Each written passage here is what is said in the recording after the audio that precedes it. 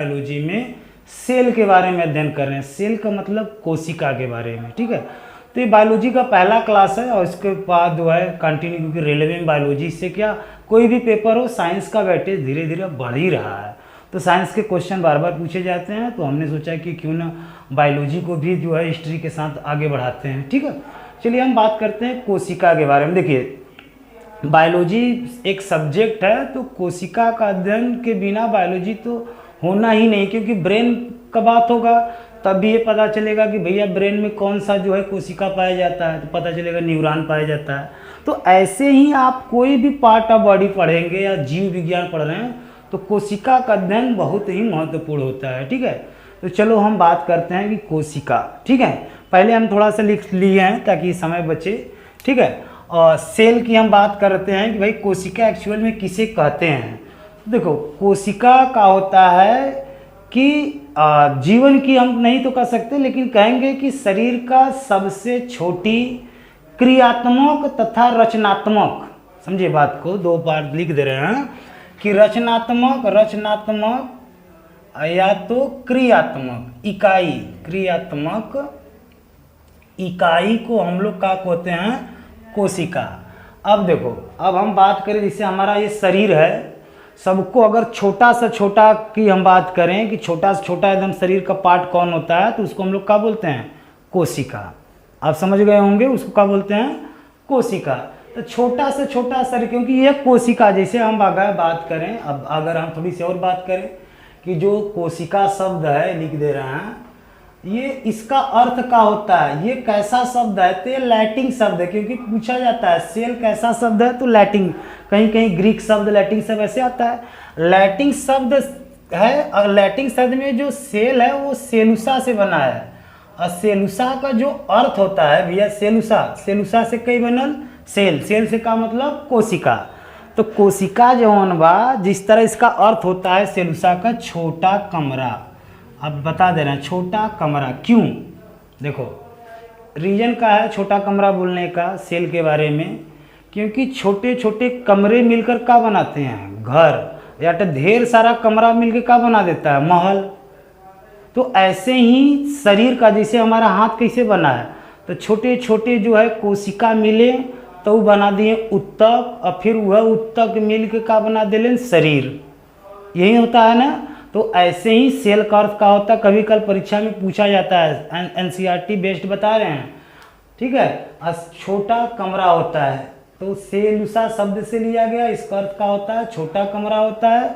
और रचनात्मक का मतलब कि उसकी एक रचना होगी, और क्रियात्मक का मतलब वो कुछ न कुछ काम करता है, छोटी का ये तो क्या हुआ, उसकी एक रचना होगी और उस कुछ न कुछ वो काम करता है, उसको हम लोग क्या कहते हैं, सेल कहते हैं, कोशिका कहते हैं, ठीक है। और ये तो प्रश्न बन गया कि भैया सेल कैसा शब्द है, तो लैटिन शब्द है, सेलुसा से आ गया। अब खोज के बारे में हम बात करते हैं, तो इनके खोज के बारे में 1665, बार बार अब नाम को आपको पता ही होगा कि रॉबर्ट हुक, दो व्यक्ति थे, एक रॉबर्ट हुक थे। 1665 में इन्होंने क्या किया कि एक पेड़ का छाल था, उसके पास गए, पेड़ के पास गए। अब स्वयं सूक्ष्मदर्शी, यानी स्वयं जो रॉबर्ट हुक रहे न, उन अपने हाथे से स्वयं सूक्ष्मदर्शी बनाए रहे, वही से जाके पेड़ के जो छाल होता है उसको स्लाइड नुमा काट करके, जैसे होता नहीं, आप देखते होंगे बरसात का जब मौसम आता है तो कुछ पत्ते जो है पानी में जब गिर जाते हैं, तो जब उसको उठाकर हम देखते हैं तो उसमें एकदम स्लाइड नुमा होता है। तो वो जब रॉबर्ट हुक ने उस स्लाइड नुमा को दिखा पहली बार कि इस तरह स्लाइड पतला पतला एक दूसरे का है, तो ये पेड़ में देखे थे, ठीक है, कार में देखे तो। लेकिन जो रॉबर्ट हुक रहे तो ओकर नाम का रख दिले कोशिका। लेकिन जब बाद में पता चलल कि ये जौन रॉबर्ट हुक खोज करे रहे, वो कोशिका जो पेड़ वाला रहल ओके हम लोग क्या कहते हैं, मृत कोशिका। लेकिन इन्हीं के एक मामला मित्र है, याद करे बदे याद रखे कि 1674 में 65-74 में एक व्यक्ति थे लुवेनहॉक, इन व्यक्ति का थे लुवेनहॉक, वो का किए जीवाणु को खोज करे, इन्हीं सूक्ष्मदर्शी मान ला, इन्हों स्वयं सूक्ष्मदर्शी द्वारा, या इन्हीं का मित्र मान लेता है तो इन्हीं का सूक्ष्मदर्शी उठा के ले गए, या अपन खुद बनाए हो, ले जाके का कर ले, पोखरा के किनारे जाके जीवाणु देख लें छोटा छोटा। तो जीवाणु में उनके पता चलल कि री बाप रे, ये कोशिका तो मेन यहाँ पर है। तो कोशिका तो एन जो कोशिका जीवाणु को खोज कर लें, पहले तो ये प्रश्न बनता है जीवाणु को खोज कर लें, लेकिन वही जीवाणु में से पता चला कि जीवित कोशिका का खोज किसने किया है, तो लुवेनहाक ने। तो कोशिका के खोज में 2 वैज्ञानिक का नाम आता है। ठीक है, अब हम बात करते हैं कि अच्छा अब वो दौर को बात है 1600-1800, अब तो डिजिटल हो गया ना कि आज हम वीडियो बनाओ तो कल तोरे यहाँ पहुँच जाता।